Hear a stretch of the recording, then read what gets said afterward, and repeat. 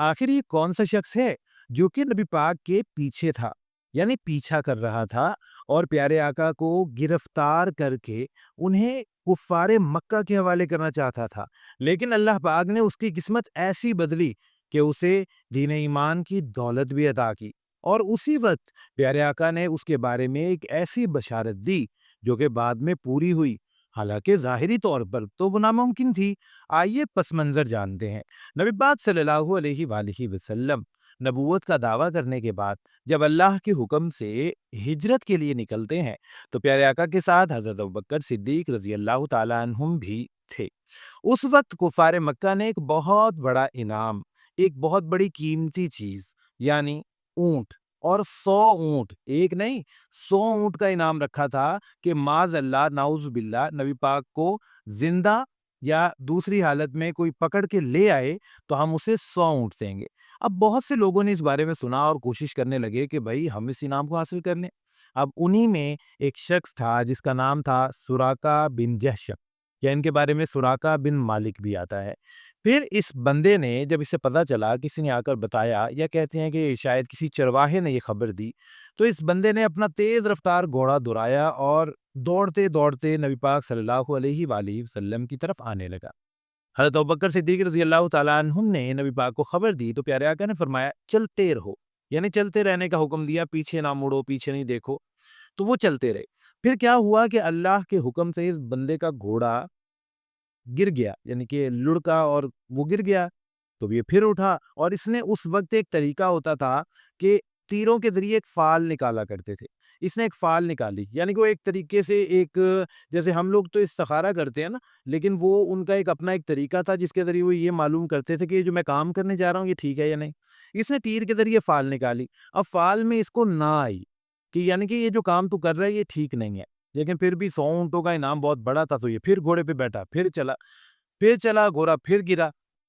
फिर इसने फ़ाल निकाली, फ़ाल पे फिर ना आ रही थी कि ये तुम्हारे लिए बेहतर नहीं है, फिर ये घोड़े पर बैठा, फिर आगे चला और फिर अल्लाह का करना ऐसा हुआ कि घोड़ा धँसने लगा ज़मीन के अंदर और ये बताया जाता है कि घोड़े की जो टाँगें हैं, वो ज़मीन में धँस गई। अब इसने नबी पाक सल्लल्लाहु अलैहि वसल्लम को आवाज़ दी कि मुझे जो है इस मुसीबत से निकाला जाए, मैं वापस चला जाऊँगा और आपको कुछ नहीं कहूँगा। अब प्यारे आका ने दुआ फ़रमाई, तो अल्लाह के हुक्म से वो घोड़ा ज़मीन से बाहर निकल आया। नबी पाक सल्लल्लाहु अलैहि वसल्लम के हुक्म पर कहते हैं कि वो ज़मीन जो है उसने वो घोड़े को छोड़ दिया।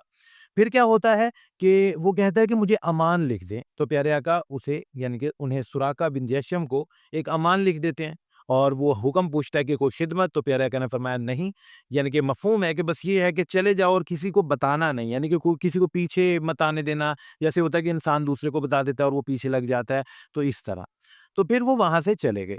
लेकिन जब वो जा रहे थे तो प्यारे आका ने एक बशारत दी, एक बात बताई, एक पेशन गोई की। वो क्या? कि फरमाया जिसका मफ़हूम है कि मैं तुम्हारे हाथों में किस्रा के कंगन देख रहा हूँ।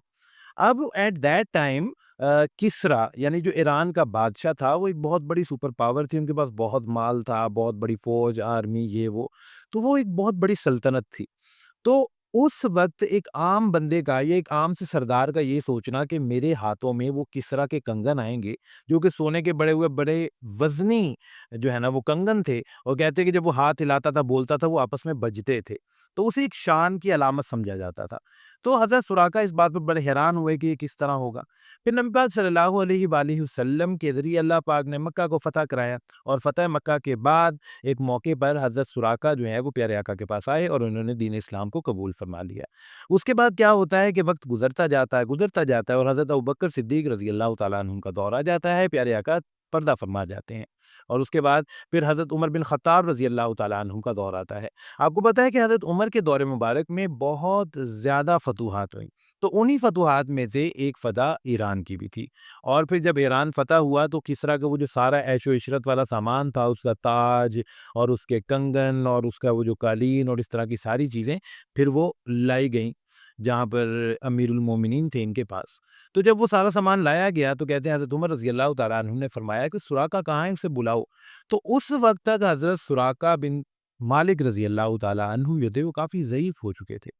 फिर उन्हें बुलाया गया और अल्लाह के हुक्म से उन्हें वो कंगन पहनाए गए اور پھر کہتے ہیں کہ جب وہ آئے اور اس وقت وہ ایک ایسا ایک ٹائم بن گیا، کیونکہ پیارے آقا کی وہ جو زبان سے نکلے وہ الفاظ سے اللہ پاک نے انہیں سچ کر دکھایا، تو اس وقت حضرت عمر رضی اللہ تعالیٰ عنہم بھی رونے لگے اور دیگر اصحاب بھی رونے لگے، اور وہ یعنی کہ ایک سوگوار سی جو کیفیت پیدا ہو گئی۔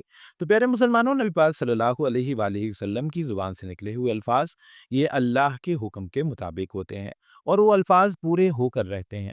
اللہ پاک ہمیں پیارے آقا اور ان کے پیاروں کے صدقے سیدھے راستے پر چلا دیں اور ہدایت عطا فرما دیں۔ آمین ثم آمین۔